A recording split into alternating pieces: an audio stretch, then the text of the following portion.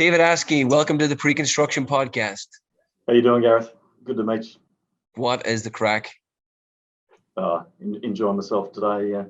Heading out to the office in Chicago to meet a few people out here as well. So good, nice. Good to get out and about. Jet setting. Obviously, people listening, we can quickly realise that David is an Australian.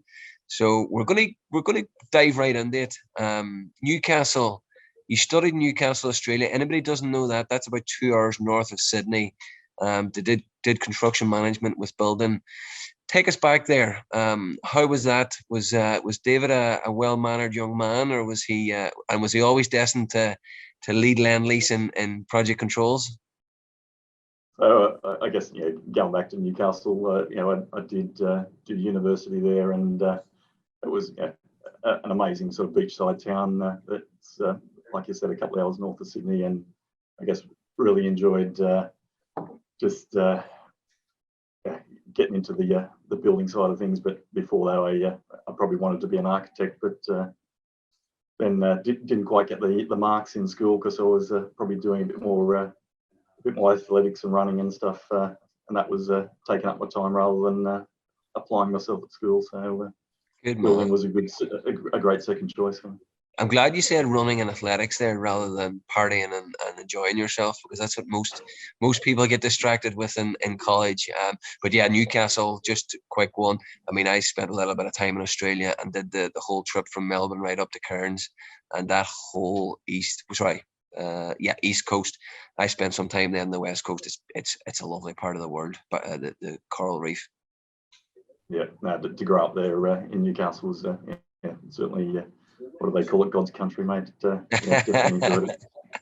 Brilliant. So you did the degree, obviously, in building. And funny, you mentioned wanting to become an architect. We get a lot of architects. Oh, sorry, not architects. They either wanted to be an architect when they were growing up, or they studied architecture and then moved into pre-construction. It's a funny one. It's obviously been it was in your thinking throughout high school. Just growing up. Yeah, we had sort of some construction projects going on right sort of near our place, and we could always sort of see some. There was a big shopping centre that was going up just down the road from us, and actually Lendlease was building it at the time as well. So it was quite interesting. But just to sort of see some of these things, it was all about understanding how they sort of all went together, and architecture, engineering, and construction was always sort of in the back of my mind just because of some of those things. Brilliant. And as you say, listen, no matter where you were brought up in Australia, there was a Lendlease sign somewhere, and they generally had the marquee projects as well, which is always nicer. Yeah, a really strong presence right across Australia, definitely. Good. Well, then, obviously studied. When 2006 went straight into Lendlease, was that an easy decision? Obviously, they are the marquee brand when it comes to construction in Australia. Was it a case of when Lendlease come knocking in Australia, you can't really turn them down? I sort of got back to Australia in 2006, and I scoured the market for opportunities, and it was a pretty easy decision in the end. There was a few sort of smaller contractors, one that I'd sort of worked with a little bit before, but having the offer to sort of join Lendlease was too hard to refuse, really, just because of that reputation. Good. And then leaving college, leaving Newcastle, did you see enough in the construction management degree to know that you were more suited to pre-construction or the project control side of things, or did you go and try the project management? How did that kind of career path take you towards project controls? The course at Newcastle University was very sort of broad. So, it was construction management, but it did have a bit of that estimating, controls, all that sort of stuff in there as well. But I guess the opportunity really came from the Olympics in Sydney as well. After getting out of college, university, I jumped into a small construction company, and the Olympics were going on, and it was really that there was so much work to chase at the time. It was like, how do I get in and help out with this company? And the estimating department was really the first place to go. We need some help here because we've got so much to really some work to chase. Some great opportunities around.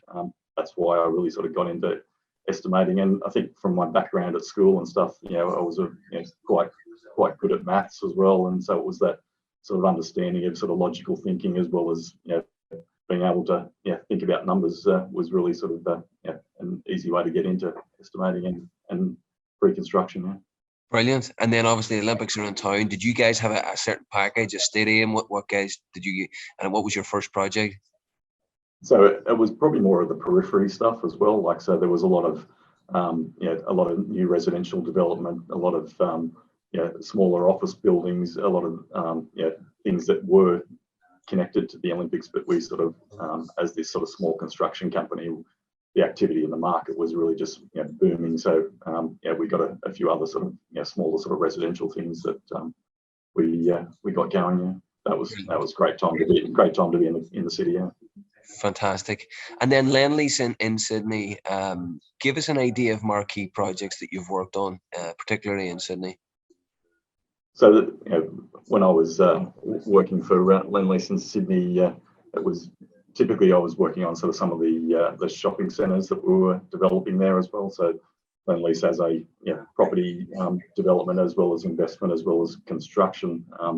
We bought an existing shopping centre and then we need to expand it. So Macarthur Square was probably one of the ones that we worked on recently. When I was there, Top Right Shopping Centre was something that we sort of pulled down the existing shopping centre and then dug a big hole and sort of rebuilt the whole thing, which was just near Ryde, just sort of near the Olympics village there as well. And then there was another one in Western Australia that we redeveloped called Joondalup as well. So that was Joondalup Shopping Centre. We expanded probably back in around about 2010, I think it might have been. Yeah. Brilliant. Yeah, Joondalup have been there. Nice shopping centre. Good job. Tell me about the mall in Sydney, or the shopping centre in Sydney. Obviously, you're not junior. You're well into your career at this stage. Give us an idea of the methodology and the principles, and how did you go about it? Was it GMP? Was it CM at risk? APD? What did the process look like, and what did you learn during that huge project? Yeah, so we were really connected really well to the development team. So the development team sort of looked at it from a really sort of early concept perspective, where they were going, what's the options and ways that we can sort of really accelerate this development, accelerate the way that the shopping centre works. So we would get in there early. We had the construction team, so I was part of the construction team. We had the development team, and we were just working together on sort of concepts around. We had sort of a lot of good benchmarking from previous projects that were sort of just applying those sort of high level rates to things to make sure that we could come up with a good scheme. So we were running through different options, different schemes, pricing them from a high level, but using some of the sort of design metrics as well, like how much front of house compared to back of house compared to sort of retail area that we had in this, and what was the parking ratios, all that sort of stuff to really help guide the development team. Brilliant, yeah. Because I saw on your because I know you were head of retail for a while, and then you came on to head of cost planning Europe. I mean, that's a huge title for Lendlease. How was that? I mean, was there a lot of travel involved? What sort of strategy did you guys have about attacking Europe? Was it geographical? Was it type of project? Yeah, it was more type of project, really. Like, so we were looking for some really working with sort of some of the local councils was really part of the big push that we had there. Was our development business was chasing those really big sort of urban regen redevelopment projects with the local councils, where they were sort of going, we've got this old stock or this old pieces of land that we were looking to redevelop into housing for the London market. That was a big one. And then sort of Milan was another sort of real sort of big sort of urban regeneration area where there was a lot of opportunity for needing extra housing. But I guess attached to all that housing, there was always some retail aspect. There was also some office aspect to have that mixed use development as well. Like I said, we really Milan was the old expo site was, a big one that we sort of worked on that is still going. It's called Mind now, that the team are working on, and I guess the other ones that we've been working on for a really long time was Elephant Park, just really at Elephant Castle there. There's just behind sort of the station, and then Deptford is another one that's another 1,000 units that we've been sort of just developing over the last few years. Lots of other opportunities that were Euston Station and Haringey, I think, was the other one, High Road West. Brilliant. So, lots of good opportunities that we got going while I was there. Yeah. How do you do that? What's the challenges and what's the hardest thing about doing a project in Milan, a project in London, running a team, keeping on top of project planning, costs? What's the secret? Because it's all well and good, but building something in Sydney or even in Joondalup across the country, but delivering something in a completely different region, different language, different culture, different subs, different legislation, different permits. How do you keep on top of that? I think I've certainly been very fortunate to have a great team that have been able to really support that. Trusting in sort of some of these very experienced people that we've got in those regions has been, I guess I've been trying to direct them in a certain way, but trusting that they know what they're doing. Bringing a few things from different areas as well. I think that was probably something that really worked well. Was I'd learned something in Australia that the Australian team did well, bringing that to the UK, bringing that to Milan, and now bringing that to America as well. Or something that I learned in the UK that I can bring now into the US business, and then even transferring some of the American stuff to my colleagues in the other regions. I think that's really been a strong point of the way Lendlease has been working, that connection between regions, using that best practice sort of around the world has been quite helpful, and having a lot of good people in the regions that they understand what they're doing, they understand the rates, they understand the market. That's the thing we need from those teams. Brilliant. Yeah, very well said. I mean, knowledge and experience, you can't beat it really. And Lendlease obviously travels, the name travels well. And more importantly, you've traveled well. Have you always wanted to travel the world? Because you've gone, obviously, Australia, UK for 5.5 years. Now in 2018, you arrive in the US. Was it always something that interested you? I think, in reality, I've just been, been lucky to, very fortunate, I guess, to have these opportunities. My wife Heidi, she's been very supportive of, us saying yes to these opportunities as well. I think that's been a great thing that we've been able to sort of say, let's take this next opportunity that is out there. Have I been chasing it? I probably haven't been chasing it, but I've been really sort of willing to say yes to some of these great things that have been happening now. Yeah, and again, being able to say yes as well, and doing different projects in different countries and different continents, it allows you to learn. You learn and you develop so much faster, because you can have someone sitting teaching you things in Sydney, but until you actually go out there, test yourself and do it, that's how you really do learn. So I'm sure. Yeah. I think the diversity of background is something that we sort of publicise. In Lendlease, it's like, how do we get diverse backgrounds together? And I think that's definitely exactly what you're saying. That I've had all these diverse people that have been sort of, I've taken a bit from here, taken a bit from there, taken a bit from all these different people. We've got some amazing talent at Lendlease all around the place, and being able to sort of learn different skills from different regions has been amazing for me. Yeah, absolutely. I can't tell you how much I learned when I started to travel at 28, 29. And it just naturally happens, whether you like it or not, because you do get in your own kind of town, you do get kind of stuck in a rut. You don't really broaden your horizons. So that's good. So, I mean, I'm sure Lendlease New York and Lendlease US were delighted to welcome you in 2018. Such a knowledgeable person within project controls.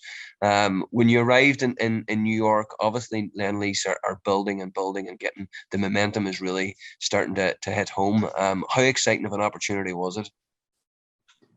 It was the place that we were starting to really expand the most sort of around the world. We'd seen a lot of construction projects across America that we're still doing, with doing all those some of the biggest residential buildings in the country. It was exciting to be coming to New York to sort of participate in sort of some of that, but also starting to expand our development opportunities as well.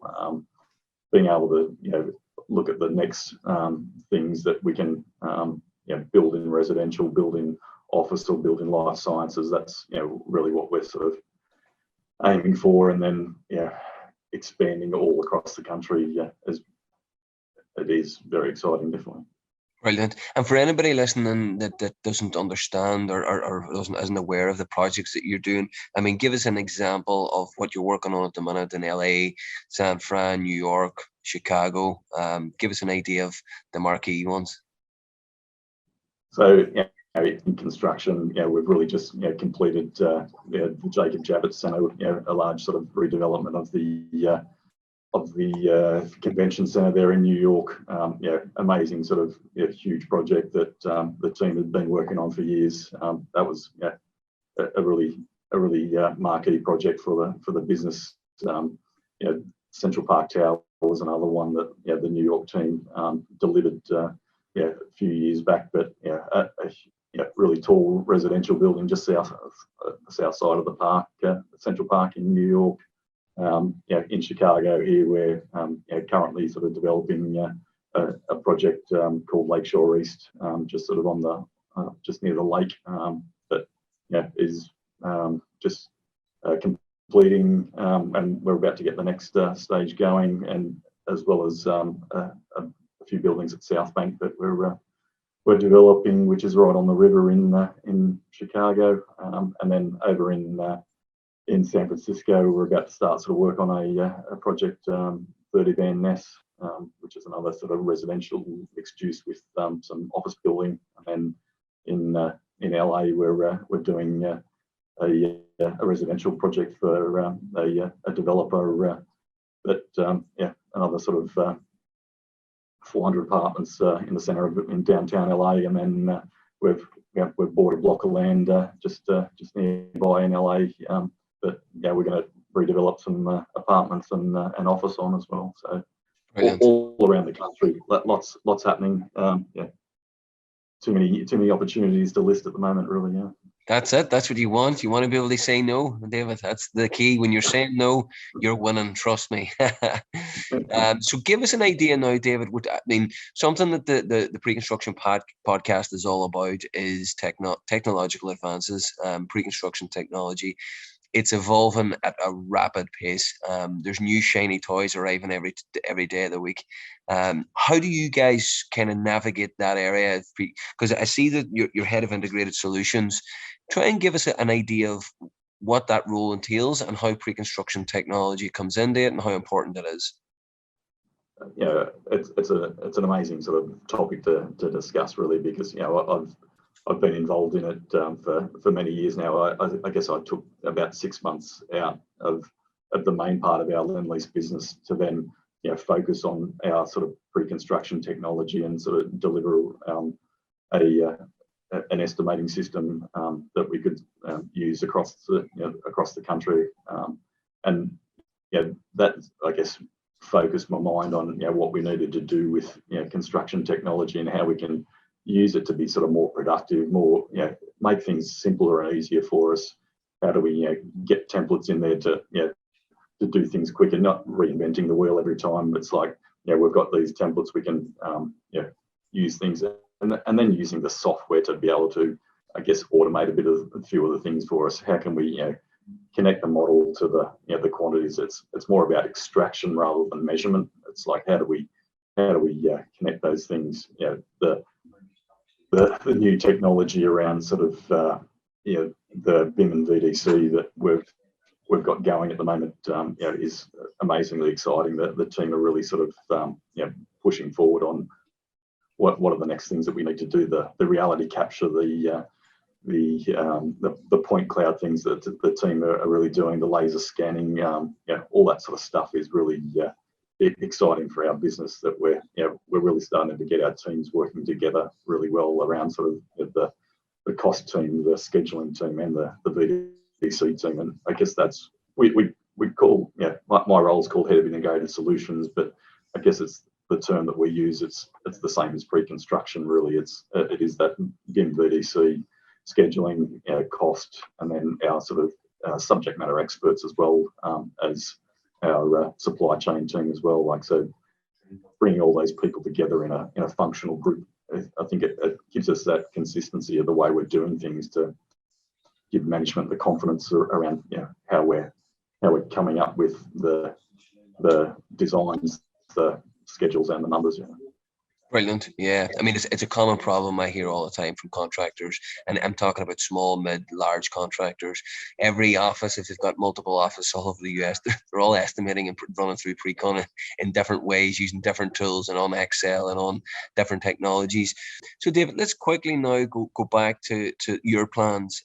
Obviously, you're going to be heading up quite a lot of the recruitment, the development of the teams. Give us an idea of what you'd be looking for in the different geographical areas that you have offices. So across the country we are looking at how can we build our teams because of those opportunities I sort of mentioned earlier. We are really looking to expand our teams. California seems to be a place where we've got a lot of good opportunities with that. The LA project I mentioned, but also up in the South Bay area, we've got an opportunity that we're working on with Google, and it's to build sort of 15,000 homes over the next 10 years. We're going to be building that, but we're also sort of working on the master planning part of that with Google as well. So to deliver those things, we've got to sort of do it in a different way as well. We can't just do it fairly traditionally, so we're needing to, I guess, look at exciting new ways of the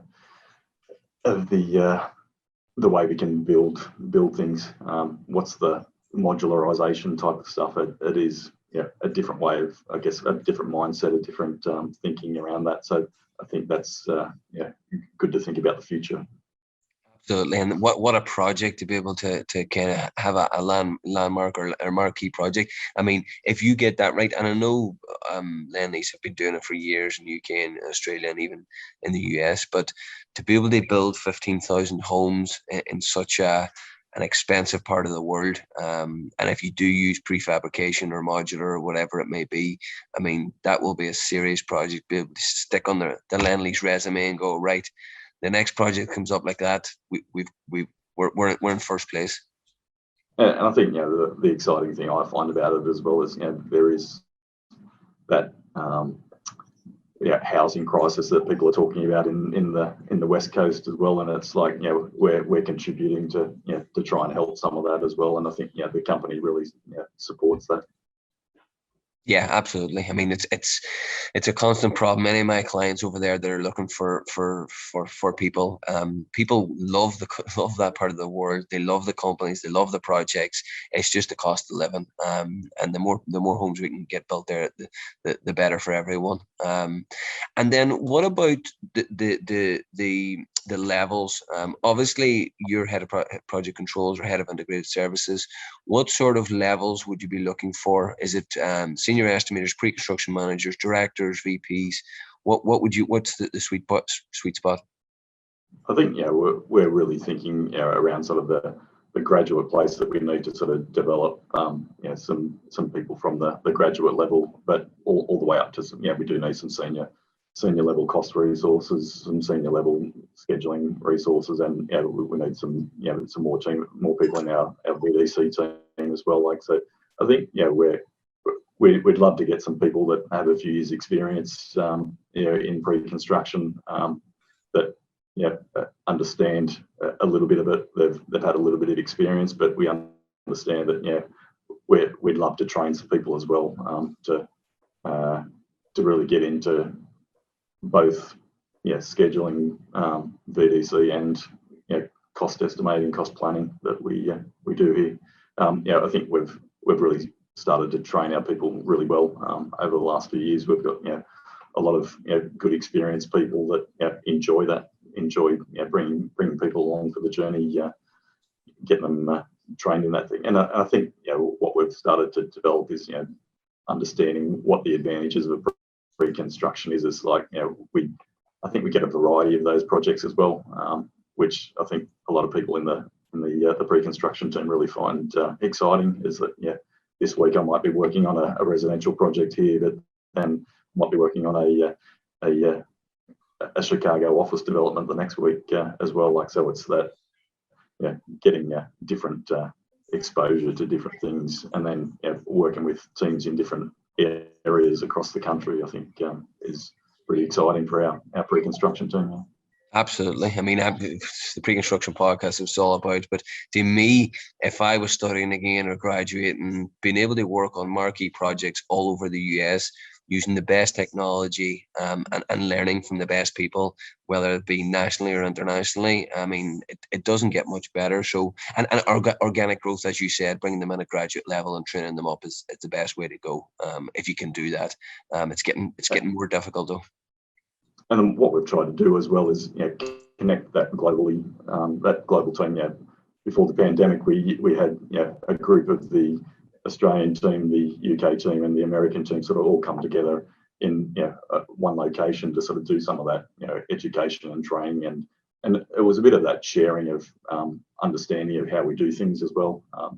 Like I was saying before, around sort of the how do we take the best bits of different areas, the sharing that the teams did in those sort of forums to, I guess, educate people about this is the way we're doing something, and these are the functions and features of what we're doing. It was a bit of an eye-opening for each of the regions to just go, they've got similar problems to what we do, but this is how they've solved it in a little bit of a different way. Brilliant. And it's, what it is, David, it's more what not to do rather than what to do. You know what I mean? Because you don't learn a lot from a successful project, but I tell you what, you learn a whole lot from a bad project. And we don't want any. Well, listen, David. Listen, this has been incredible. A huge thank you to yourself and Lendlease to having someone at your level and your international experience come on and talk about it has been invaluable. For anybody that's looking to reach out to you, what's the best channel to connect with you? Is it LinkedIn, email? I do look at LinkedIn a fair bit. So LinkedIn is a great way to connect with me for sure. Brilliant. What I'll do, any of the content that I put out, I'll put your contact information below that as well. Now I know you're an avid swimmer and runner, cyclist, and snowboarder, is it, or skier? Snowboarder, yeah, for sure. Brilliant. Going next week. Where are you heading off to? Heading to Breckenridge for a week there. So looking forward to it. Hope there's a bit more snow coming. That's what I was going to say. We need a bit of snow. Well, a snow dump maybe this week, and then that'll work out nicely for you next week. Yeah, a few bits of blue sky for the rest of the week. Exactly. Yeah, you don't want to be snowboarding in too many blizzards. Yeah, for sure. Good man. Well, listen, thanks again. Go ahead. I really enjoyed it, mate. Really enjoyed it. It's great what you're doing for the pre-construction teams. Yeah, a bit of that publicity. Appreciate it as well. Yeah, if we can get more people into pre-con, the better. I know, and you may have noticed, there's a lot of people coming from operations over to pre-con. I mean, it's where the big decisions are made, like, and setting us all up for success when it comes to projects. Yep. Good man. Thank you, sir. Great. Have a good week. Thank you very much. You too. I'll talk to you later on.